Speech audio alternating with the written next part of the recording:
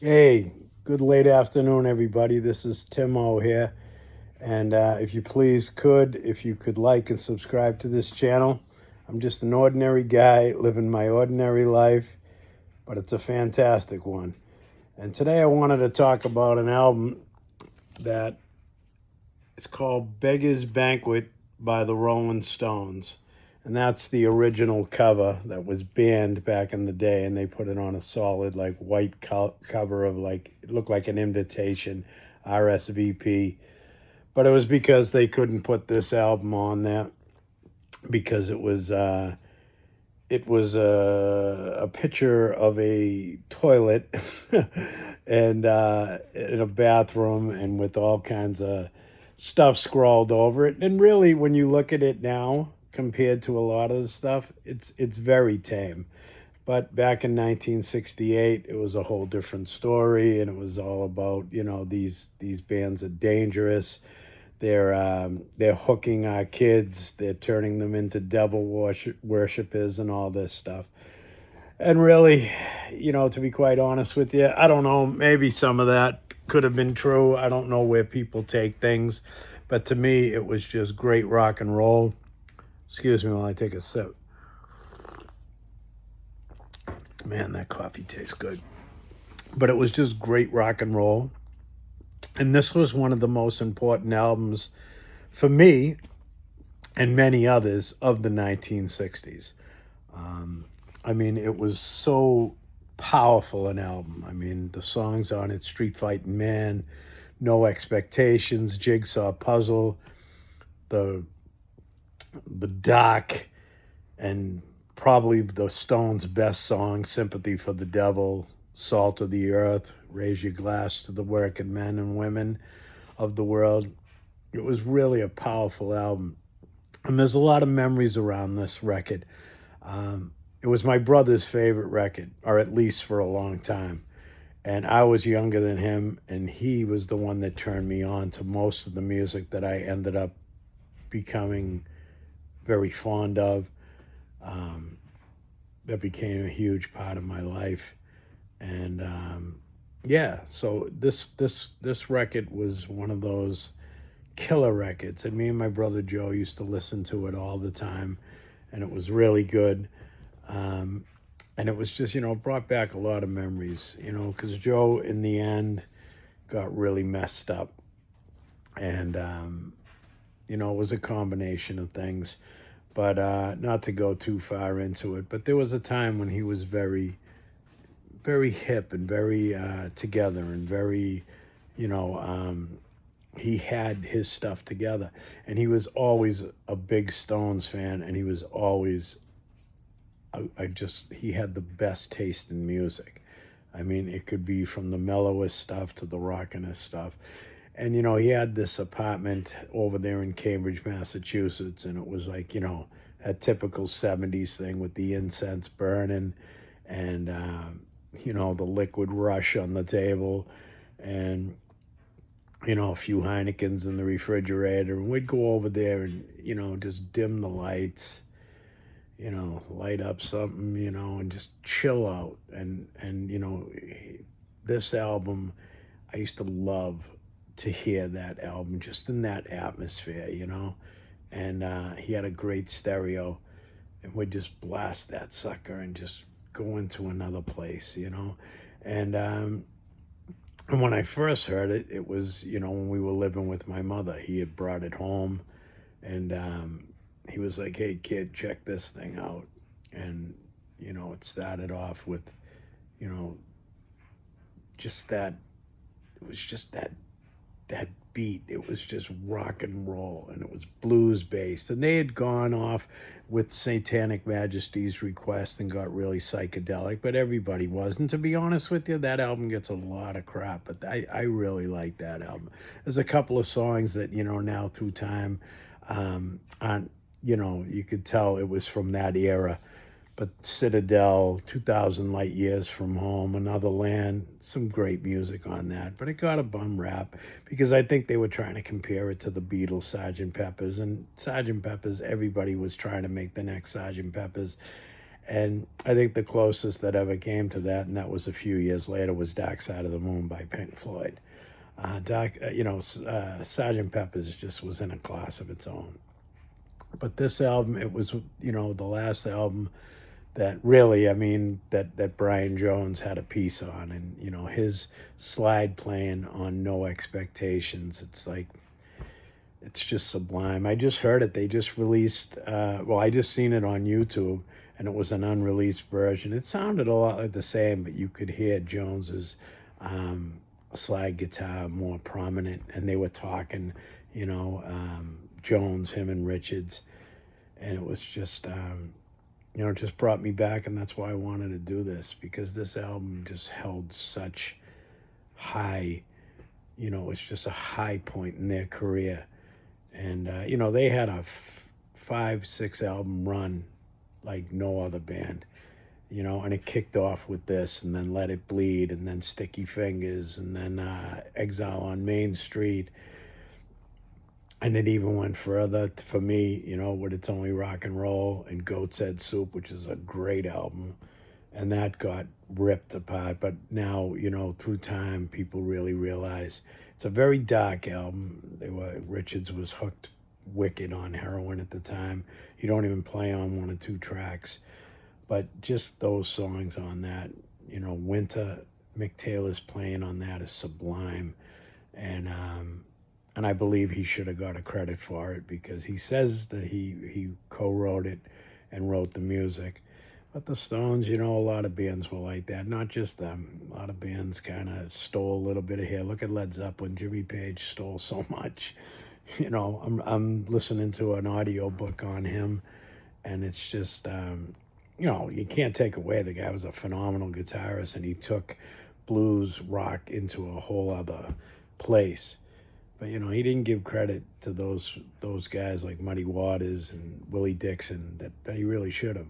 And even his peers like Clapton and others back, they kind of looked at him like, you just don't do that shit. But this album just brought back some really good memories for me.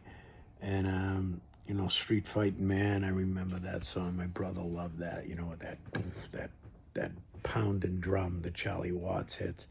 And it was just, it was about the riots that were going on in England at the time, and Jagger showed up for one of them and was just there as a spectator. And he was watching all this, and he went back and he wrote a song about it. And it's one of the most powerful songs of the 1960s, as far as I'm concerned. And Sympathy for the Devil, well, that just speaks for itself. That's just one of the best songs that was ever written and ever played. It's just, that samba beat, that bongo, just like took you into that dark world that the Stones inhabited at that time. I mean, people don't realize just how big the Rolling Stones were. Now they've gone through years and they just put out a new album, and they'll get some.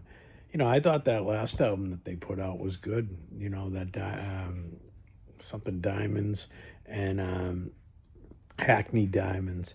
I thought there was some good music on that. And this one, I've heard a couple of songs on it. Sounds good.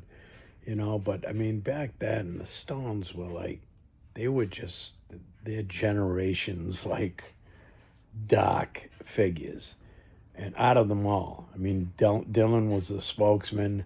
The Beatles were probably the biggest band of the 60s. They just wrote the songbook.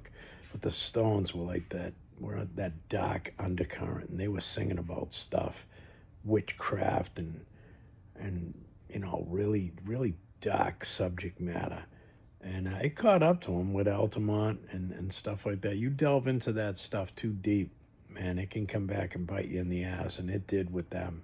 And they were stung by that show and a lot of stuff that went on for a long time. I think that's why they changed their tune. But, the Stones always changed with the times. That's why they always stayed together. That's why they're still relevant till this day. And that's why they never got really tied down into a clique. But, when people think of the Rolling Stones, I believe, and even myself, and I'm still a fan. I still love them. I just seen him a couple years ago, and Jack was in his 80s, and the dude was friggin' all over the stage doing Midnight Rambler, blowing that harp. It was wild. You're looking at him, you're like, this guy's 80 something years old. You'd never think of it. But you know, when I think back to those classic Stones albums, this is definitely one of them.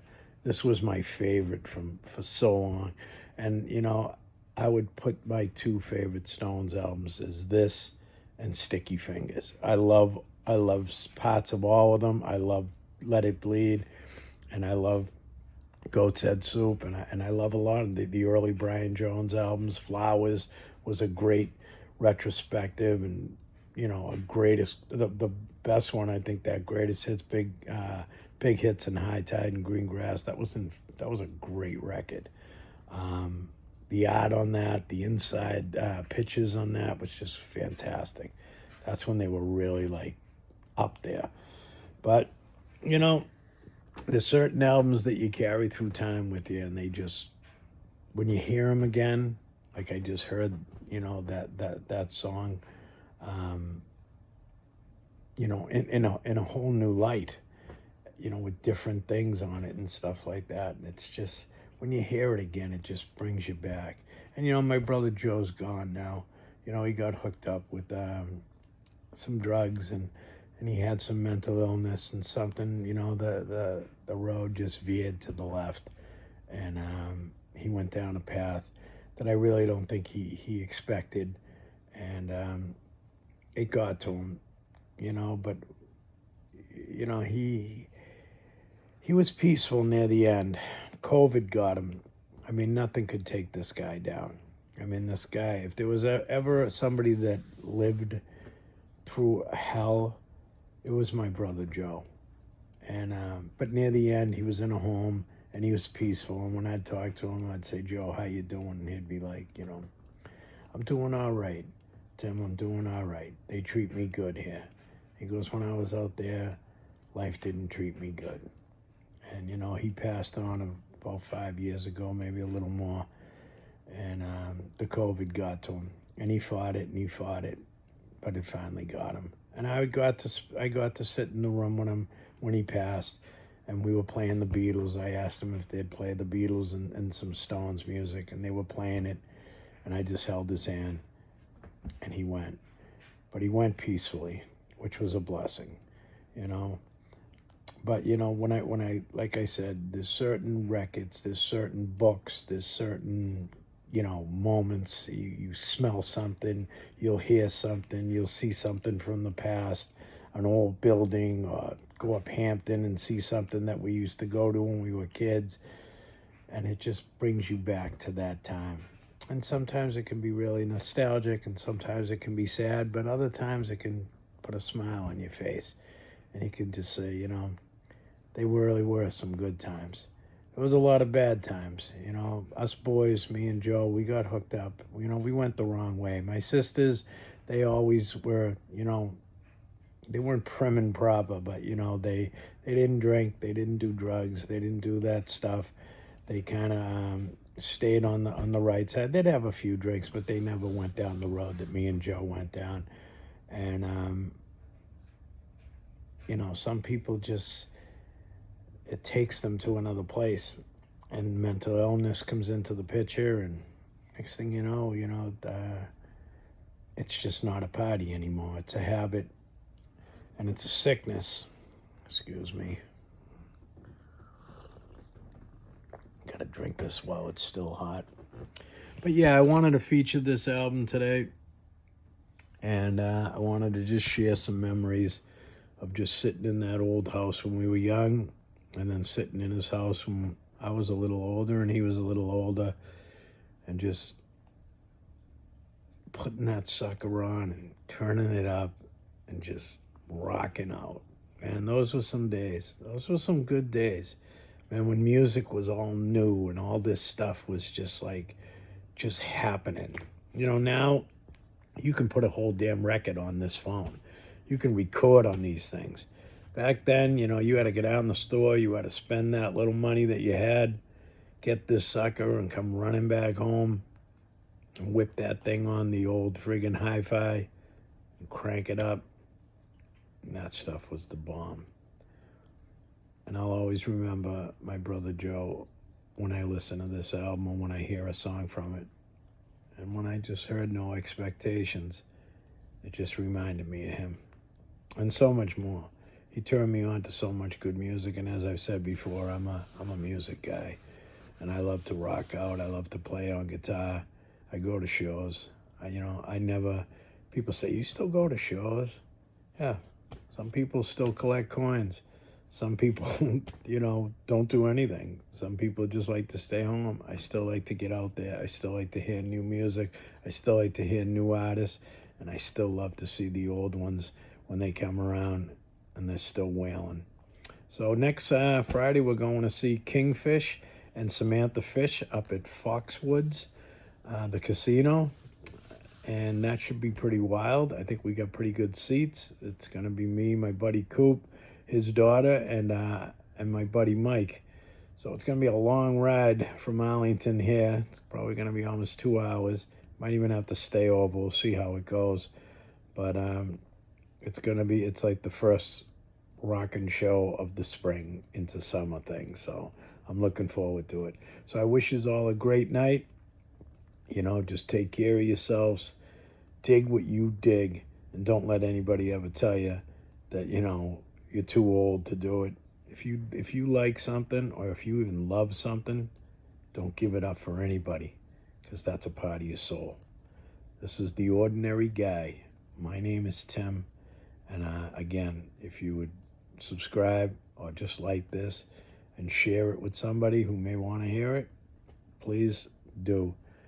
And just enjoy yourselves. Take care.